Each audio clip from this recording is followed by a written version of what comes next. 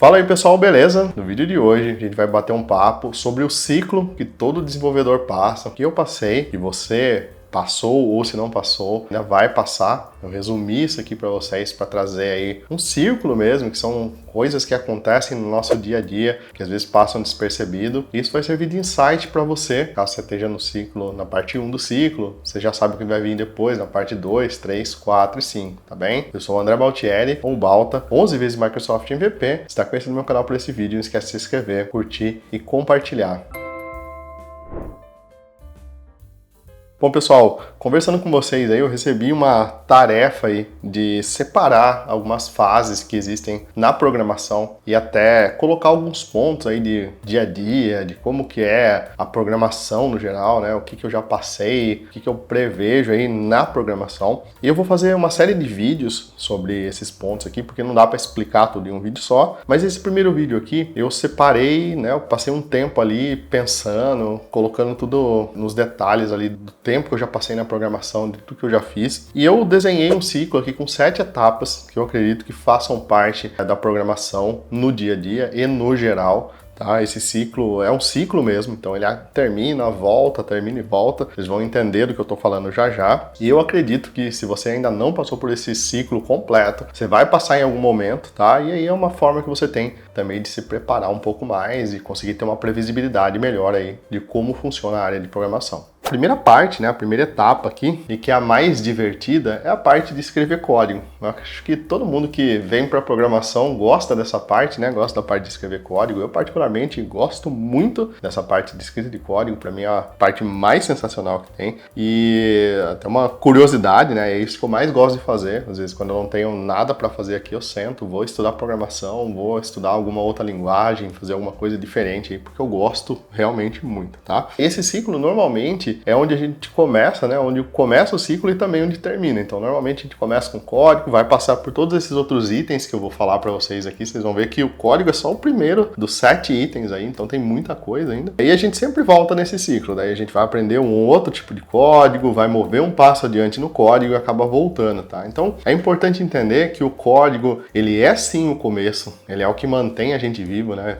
Vocês estão assistindo esse vídeo, provavelmente vocês gostam de programação, assim como eu. Mas é importante a gente entender que tem outros passos, né? Mas o que motiva a gente é sempre voltar, na minha opinião, é esse primeiro passo aqui. Então, eu gosto muito de aprender linguagens novas, de aprender coisas novas. Para mim é sempre muito legal, tá? Eu coloquei aqui também que a gente começa tentando escrever código, porque sempre que a gente pega uma linguagem nova, porque a gente começa em algo novo, a gente começa nessa tentativa e a gente sempre acaba esbarrando numa coisa maior, que é o que eu acho que muitos de vocês às vezes acabam desistindo. A gente entende que não é só código. Existe uma barreira maior a ser vencida para que você possa escrever código. Então, escrever código ele é um pedacinho ali. Quando você sabe o que tem que ser feito, aí você vai lá e escreve o código. Mas até se descobrir o que tem que ser feito, existe uma montanha aí, que é o que eu vou contar para vocês nesse vídeo. E movendo adiante aqui, eu coloquei o segundo item que para mim, assim, é o mais desafiador da lista, tá? É o que às vezes mantém a gente na área de programação, que é resolver problemas. Vocês já devem ter ouvido isso. N canais, N pessoas falando que programação é resolver problemas, programação é resolver problemas. Mas assim, o que de fato é resolver problema, né?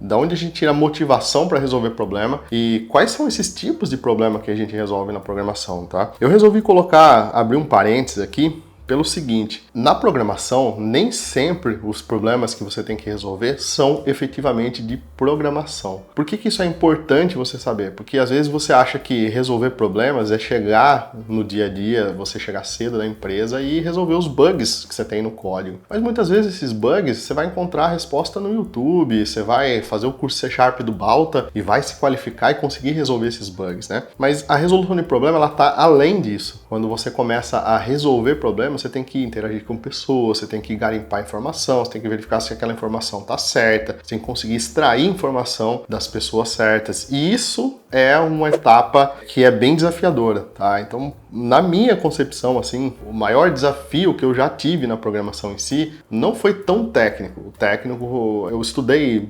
bem de cedo programação, então o técnico era razoável para mim, mas extrair essas informações de pessoas era muito complicado. Já trabalhei em projetos, por exemplo, que a gente estava fazendo um sistema de contrato e a área ia ser demitida. Então você imagina se o pessoal queria passar a informação. Não queria. Mas assim, a gente tinha que de alguma forma extrair essa informação, tinha que conseguir contornar essa situação. E aí, obviamente, é um desgaste enorme, né? Porque você não está codando ali 90% do dia, às vezes você passa resolvendo esse tipo de problema. Mas eu coloquei um ponto aqui também, que eu acho super interessante, que eu não tinha refletido antes, que é o quanto a programação me ajudou a resolver problemas. Não só na programação, mas num âmbito geral. Hoje, na vida, assim, a gente tem pepino para resolver todo dia, né? Isso acredito que na vida de todos, tá? Eu acredito que o raciocínio lógico, essa lógica que a gente desenvolve na programação, ela ajuda muito. Não só a gente pensar e tomar decisões mais racionais do que emocionais, que é o que ajuda muito na resolução de problemas, mas também a gente está acostumado a resolver problema. Então, quando eu vim para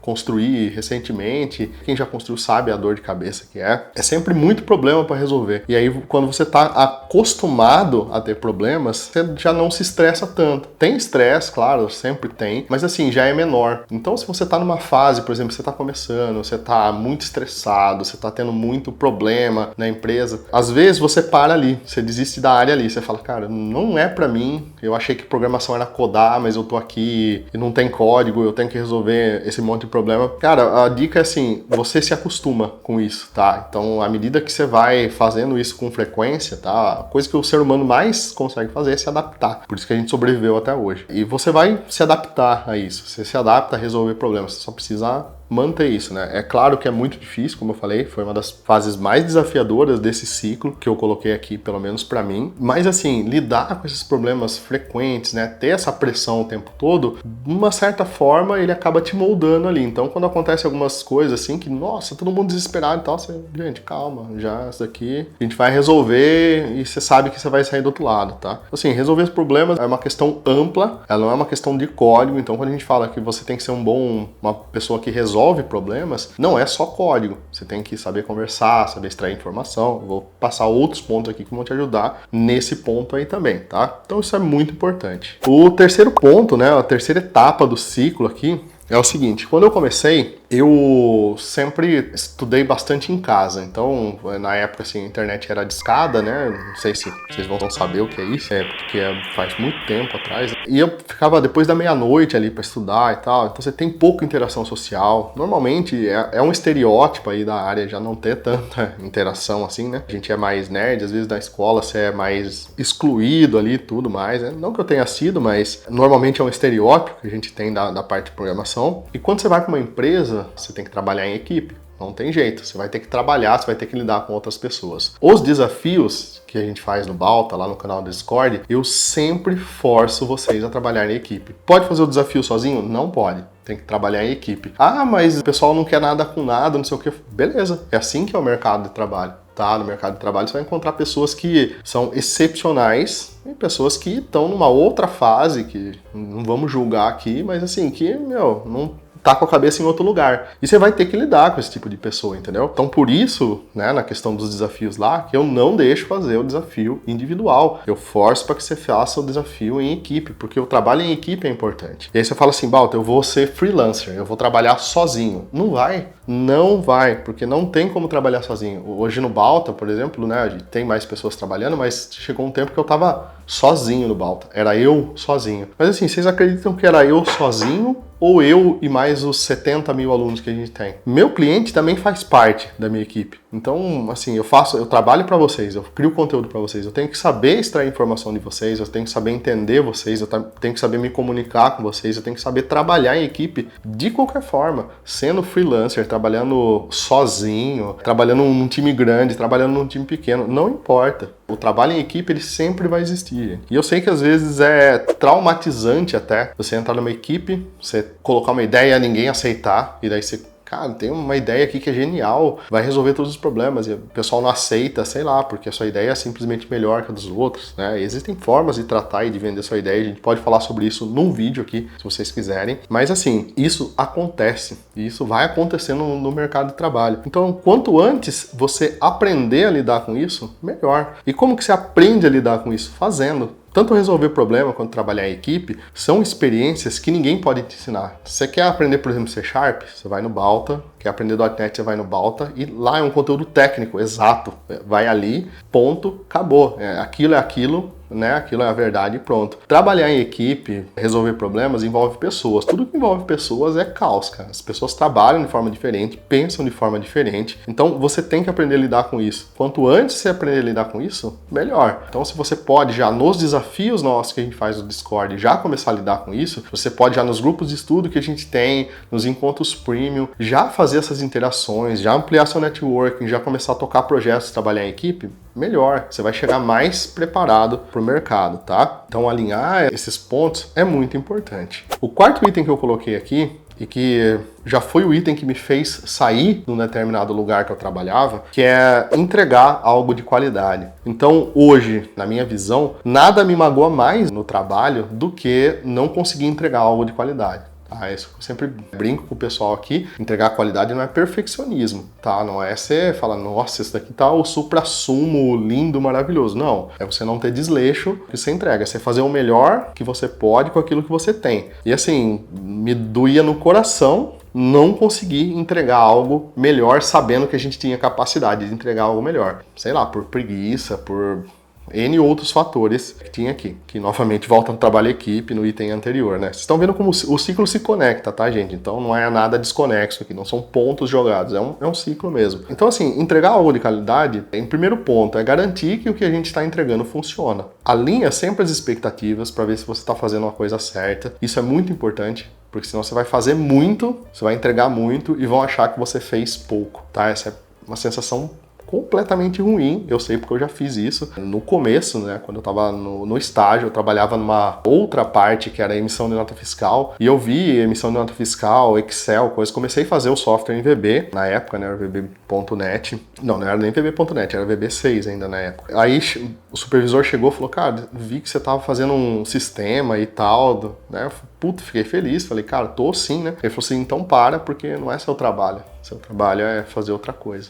Né? Então, assim, errado ele estava, né? Na época eu fiquei puto da vida, mas assim, ele não estava errado, entendeu? Eu sou pago para fazer uma outra coisa. Às vezes estou dedicando menos do meu trabalho, né? Mais esforço numa outra parte, que para a empresa não vale a pena. Então, entregar algo de qualidade é garantir que o que você fez está funcionando, alinhar as expectativas para ver se o que é para ser entregue é o que você está fazendo, tá? Senão, de novo, você vai trabalhar muito e mesmo assim não vai conseguir entregar valor. E é por isso, às vezes, que uma pessoa que sabe menos que você sobe mais rápido na empresa e você não. Terceiro ponto, escrever testes, né? E ter cuidado com a entrega. Então, cuidado com a entrega não é só o seu trabalho. Então, se o seu trabalho envolve outras partes, você tem que testar aquilo. Você tem que garantir que outras partes do sistema também vão funcionar, que você não vai quebrar nenhuma parte. Eu brinco assim que fazer o nosso trabalho é muito fácil, tá? Eu posso chegar aqui, começar a codar, resolver o meu problema e criar 50 outros problemas, tá? Então, isso é relativamente fácil. O difícil é você conseguir mapear esses itens, né? Entregar algo ali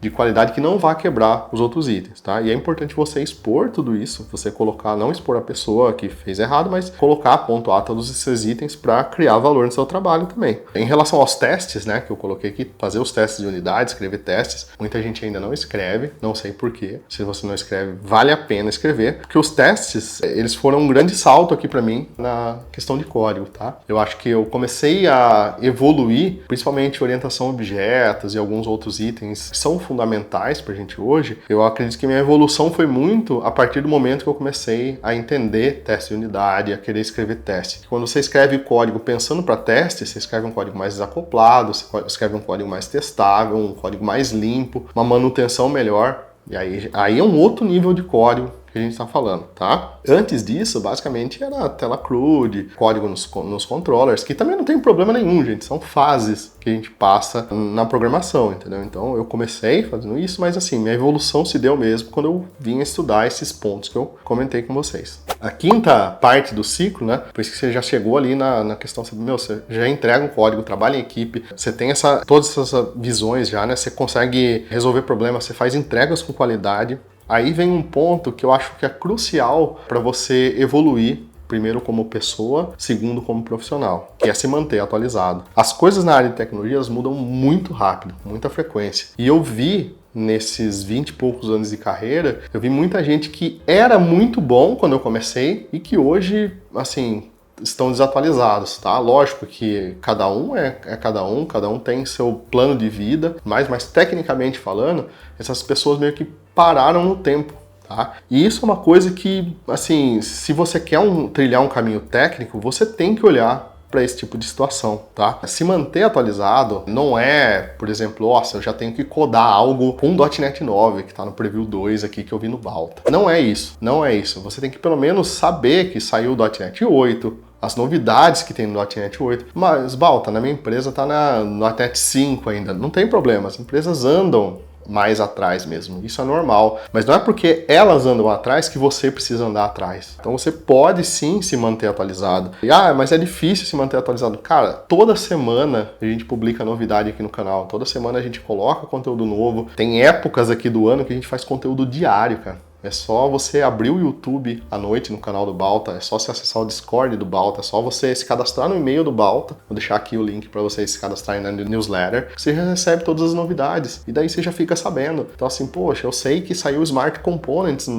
.NET que já integra a inteligência artificial nos formulários. Legal. Eu não sei como codar isso, mas eu sei que existe. Se aparecer uma oportunidade, eu vou conseguir aplicar no trabalho. Isso te leva a um outro ponto que é o seguinte, tá? Não, isso é ainda dentro do ciclo 5, de se manter atualizado, que é você conseguir inovar dentro do que você faz. Você só consegue inovar quando você conhece coisas novas. É impossível, por exemplo, você inovar sem trazer novidade, né? O próprio nome já diz, né? Uma inovação é algo novo. Então as pessoas que eu conheci que sempre trazem novidades para a empresa, são as que sempre estão para cima. Você fala assim, mas a pessoa ela só traz novidade, ela não faz nada. Sim, exatamente. Depois quem coda, às vezes, são outras pessoas. Mas essa pessoa foi a que trouxe a novidade. Ela é sempre a pessoa que está ali no hype, sempre a pessoa que está trazendo coisas novas, tá? E aí você pode cair também no ponto que ninguém aceita as coisas que eu trago, tá? Aí você precisa ir pro último ponto, lá pro 7, que eu vou falar aqui, que vai te ajudar a vender suas ideias e colocar seus pontos aí dentro da empresa, tá? Mas se manter atualizado, gente, é uma base. Vocês precisam se manter atualizados se vocês querem trabalhar com tecnologia.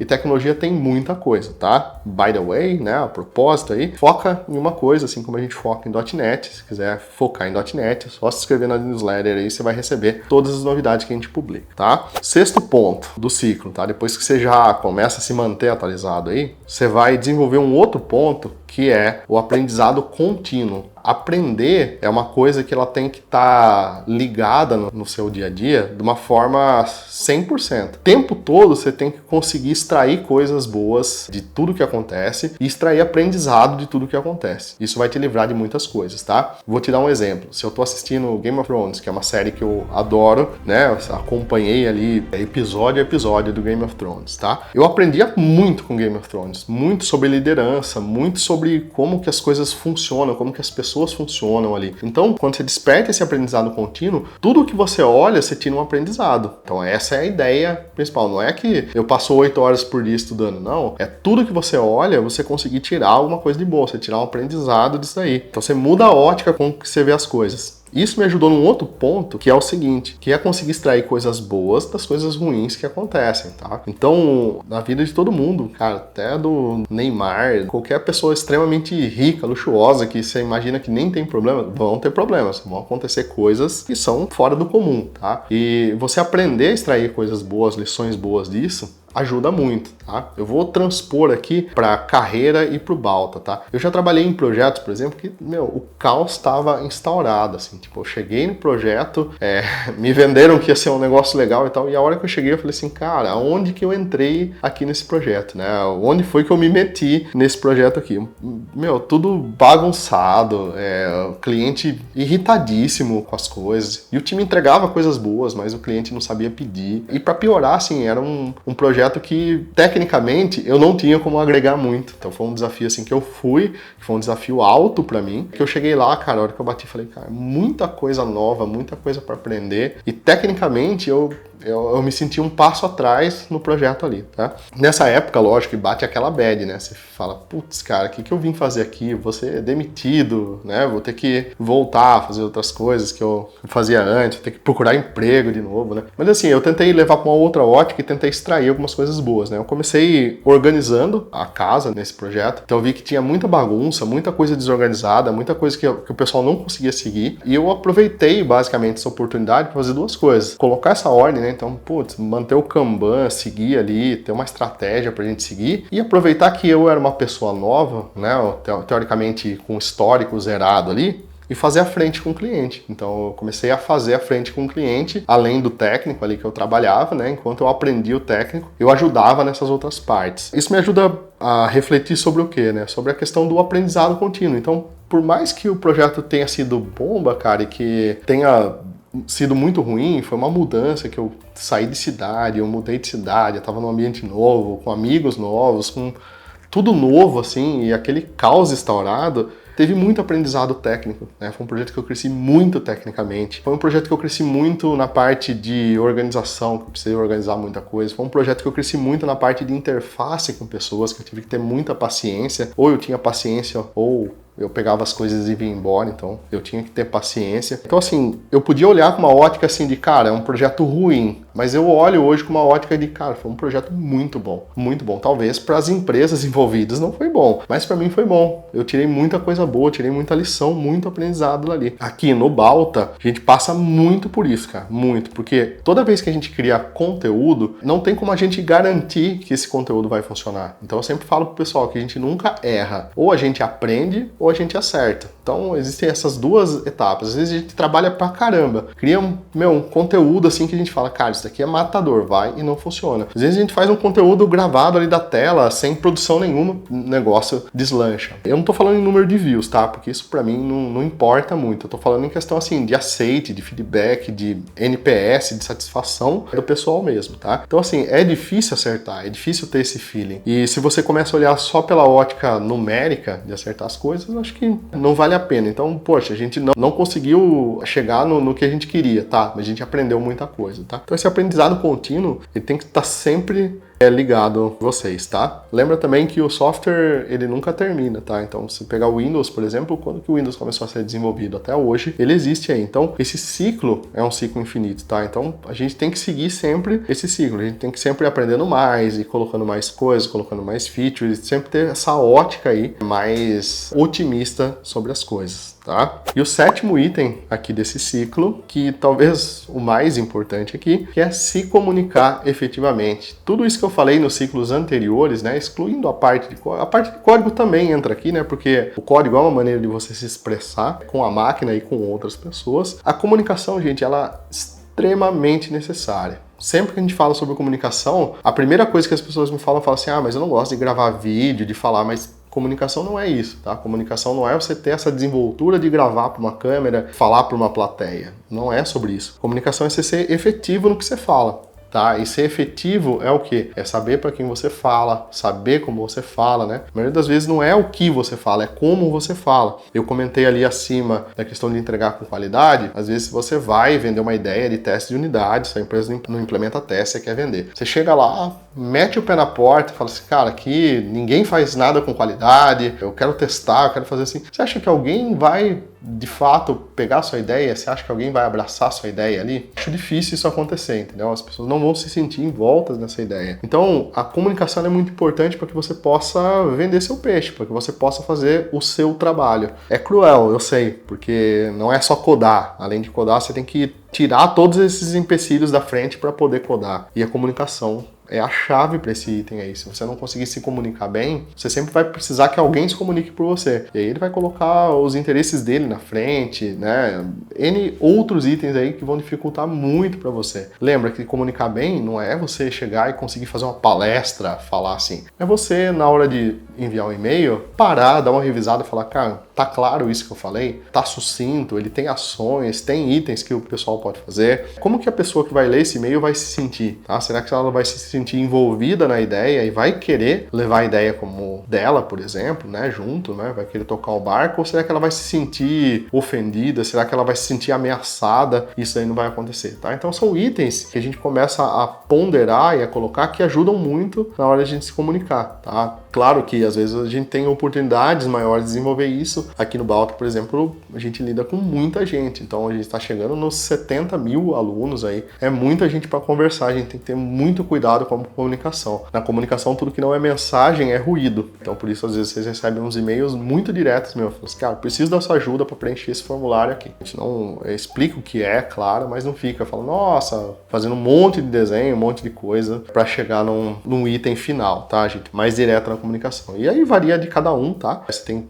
mais que ter o feeling ali de quem você tá falando, tá bom? Mas é isso aí, pessoal. Esse é o ciclo que eu passo aí no desenvolvimento, que eu segui. Se aparecer mais alguma etapa, claro, eu vou colocar aqui para vocês, mas esse é o ciclo também que eu tento passar para vocês dentro do Balta.io. Se vocês me acompanham lá nos encontros premium, nos cursos, vocês sabem que eu sempre bato em cima dessas mesmas mensagens. Queria deixar claro que o código é muito importante sim, mas ele é só uma parte desse processo. Existe todo um outro ciclo, né? Todo o resto de um ciclo nesse processo que é tão importante quanto, se não mais, do que saber codar bem. Então, você está buscando aprender programação do jeito certo, né? E não só programação, ter essa visão, compartilhar um pouco dessa experiência de mercado, absorver mais esses pontos aqui, vem estudar com a gente, vem pro Balta.io, que eu tenho certeza que se você gostou desse vídeo, se você gostou dessas dicas aqui, você vai encontrar muito mais desses conteúdos já inseridos nos cursos aí do Balta. Mas me conta aí, qual que é a sua dificuldade hoje? Qual que é a sua maior dificuldade dentro desse ciclo? Quero entender melhor para poder explorar mais e trazer mais